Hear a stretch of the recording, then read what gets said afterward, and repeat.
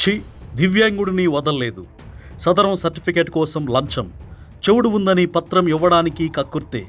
ఈ మధ్య రీవెరిఫికేషన్ అంటూ దివ్యాంగులపై ఒత్తిడి, లంచాలు గుంజుతున్నారని ఆనాడే చెప్పిన బీసీవై పార్టీ. దివ్యాంగుల పెన్షన్లలో భారీ కోత పెట్టడానికి కూటమి ప్రభుత్వం కుట్ర పన్నిన నాడే బీసీవై పార్టీ చెప్పింది. సదరం సర్టిఫికెట్లు అంత ఈజీగా ఇవ్వడం లేదని, దళారులు దోచుకొని తింటున్నారని గళమెత్తింది. ఇచ్చిన స్లాట్లు తక్కువ, దివ్యాంగులేమో ఎక్కువ. వెంటనే సర్టిఫికేట్ కావాలంటే స్లాట్ బుకింగ్ కూడా లంచం అడిగారు. పోనీ వెళ్ళిన ఒక్కసారికే పని అయిపోతుందా అంటే అదీ లేదు. దీంతో దివ్యాంగులు యాతనపడి పదే పదే తిరగలేక చాలామంది 10,000 రూపాయల వరకు దళారులకు, అధికారులకు లంచం ఇవ్వాల్సి వచ్చింది.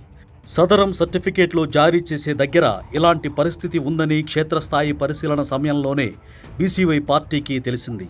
ఈ విషయంపై ప్రభుత్వానికి కూడా ఓ అల్టిమేటం ఇచ్చింది. దివ్యాంగుల పెన్షన్లు తగ్గింపే లక్ష్యంగా గ్రౌండ్ లెవెల్లో కుట్ర జరుగుతోందని కూడా చెప్పింది. ఇప్పుడు అదే నిజమైంది. కడప జిల్లా సర్వజన ఆసుపత్రిలో లంచం తీసుకుంటూ ఏసీబీ అధికారులకు పట్టుబడ్డారు 2 ఉద్యోగులు. ఎంఆర్డీ సెక్షన్లోని సూపరింటెండెంట్, సదరం విభాగంలోని జూనియర్ అసిస్టెంట్ చెవుడుకు సంబంధించిన సదరం ధ్రువపత్రం ఇవ్వాలంటే 30,000 రూపాయలు ఇవ్వాలని బెదిరించారు. వైద్యులతో మాట్లాడతామని బాధితులు చెప్పినా వినలేదు. మీతో మాట్లాడరని, డబ్బులు ఇవ్వకపోతే పత్రం రాదని బెదిరించారు. దీంతో బాధితులు ఏసీబీ అధికారులను ఆశ్రయించారు. చివరికి లంచం తీసుకుంటూ పట్టుబడ్డారు. కూటమి ప్రభుత్వం వచ్చిన తరువాత దివ్యాంగులు చాలా ఇబ్బందులు పడుతున్నారు.